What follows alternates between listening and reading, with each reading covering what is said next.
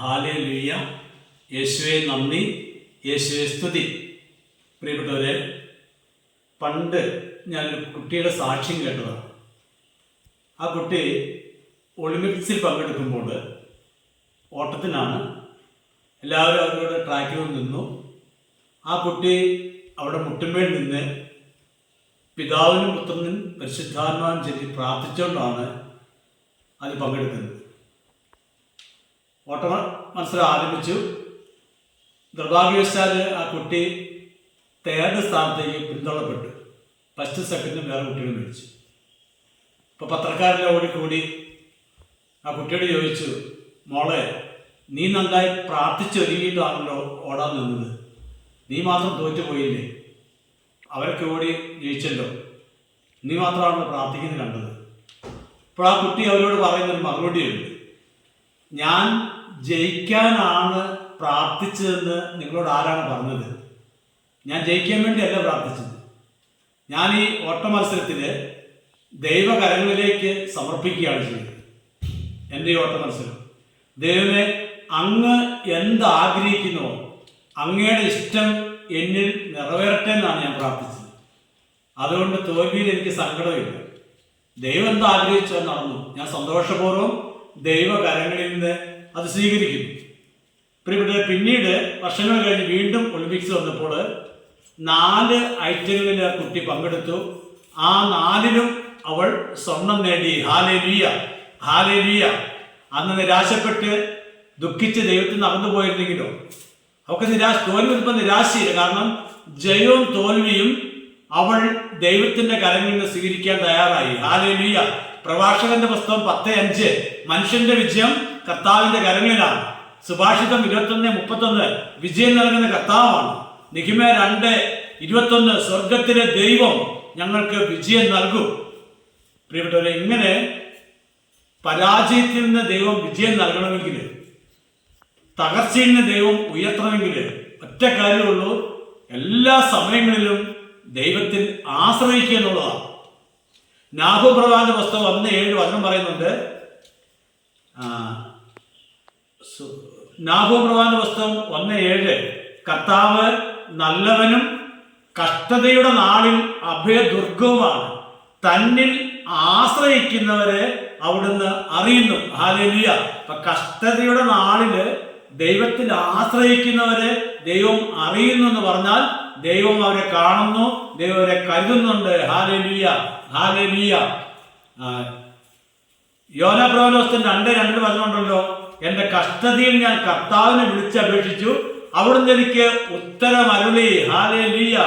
സങ്കീർത്തനം 32:10 കർത്താവിൽ ആശ്രയിക്കുന്നവനെ അവിടുത്തെ സ്നേഹം വലയം ചെയ്യും. Hallelujah, hallelujah. 34 സങ്കീർത്തനം അതിന്റെ 18 വചനം പറയുന്നുണ്ട്, ഹൃദയം നുറുങ്ങിയവർക്ക് കർത്താവ് സമീപസ്ഥനാണ്, മനമുരുകിയവരെ അവിടുന്ന് രക്ഷിക്കുന്നു. Hallelujah, hallelujah. 118 സങ്കീർത്തനം 5 വചനം പറയുവാണ്, ദുരിതങ്ങളിൽ അകപ്പെട്ടപ്പോൾ ഞാൻ കർത്താവിനെ വിളിച്ചപേക്ഷിച്ചു, എൻ്റെ പ്രാർത്ഥന കേട്ട് അവിടുന്ന് എന്നെ രക്ഷിച്ചു. കർത്താവിന്റെ പക്ഷത്തുണ്ട്, ഞാൻ ഭയപ്പെടുകയില്ല. ദുരിതങ്ങളിൽ അകപ്പെട്ടപ്പോൾ എന്താ ചെയ്തത്? നിരാശപ്പെട്ട് അവരെ ഇവരെ പഴി പറഞ്ഞിരിക്കുകയല്ല ചെയ്തത്. ഞാൻ കർത്താവിനെ വിളിച്ചപേക്ഷിച്ചു. പിന്നെ പറഞ്ഞ കേട്ടോ, അവിടുന്ന് എൻ്റെ പ്രാർത്ഥന കേട്ട് എന്നെ രക്ഷിച്ചു, എല്ലാ ദുരിതങ്ങളിൽ നിന്ന് മോചിപ്പിച്ചു. കർത്താവിന്റെ പക്ഷത്തുണ്ട്, അതുകൊണ്ട് ഞാൻ ഭയപ്പെടുകയില്ല. Hallelujah, hallelujah.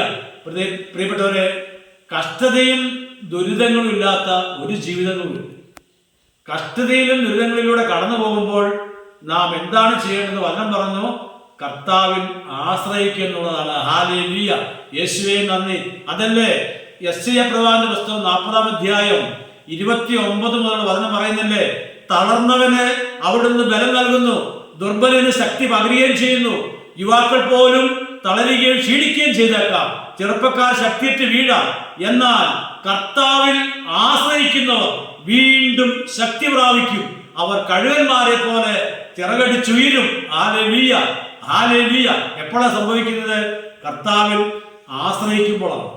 കർത്താവിൻ സന്നിധിയില് തൻ്റെ എല്ലാ പ്രതിസന്ധികളെയും പ്രയാസങ്ങളെയും സമർപ്പിച്ച് കർത്താവ് എന്റെ മേൽ ഇടപെടുമെന്ന് വിശ്വസിക്കുന്ന വ്യക്തിയിലേക്കാണ് കർത്താവ് കൃപയായിട്ട് വരുന്നത്. പറയുന്നല്ലേ 37 സങ്കീർത്തനം 5-ാമത്തെ വചനം പറയുന്നുണ്ടല്ലോ, നിന്റെ ജീവിതം കർത്താവിന് ഫലമേൽപ്പിക്കുക, നീ കർത്താവിൽ വിശ്വാസം അർപ്പിക്കുക, അവിടുന്ന് നിന്നെ നോക്കിക്കൊള്ളും. 2 കാര്യം പറഞ്ഞു. ഒന്ന്, ജീവിതത്തിലുണ്ടാകുന്ന ഈ ക്ലേശങ്ങളായ അനുഭവങ്ങൾ ദൈവത്തിന് ഫലമേൽപ്പിച്ചു കൊടുക്കുക, ബുദ്ധിമുട്ടുകളും പ്രയാസങ്ങളും ഏൽപ്പിച്ചു കൊടുക്കുക. 2 പറഞ്ഞ കേട്ടോ, നീ കർത്താവിൽ വിശ്വാസം അർപ്പിക്കുക, നീ ഏൽപ്പിച്ചു കൊടുത്ത കാര്യങ്ങളെ കർത്താവ് ഏറ്റെടുക്കും, നിന്നെ അനുഗ്രഹിക്കും എന്ന് നീ വിശ്വസിക്കാൻ തുടങ്ങുമ്പോൾ അതെന്ന് പറഞ്ഞു കേട്ടോ, അവിടുന്ന് നിന്നെ നോക്കിക്കൊള്ളും. Hallelujah, hallelujah.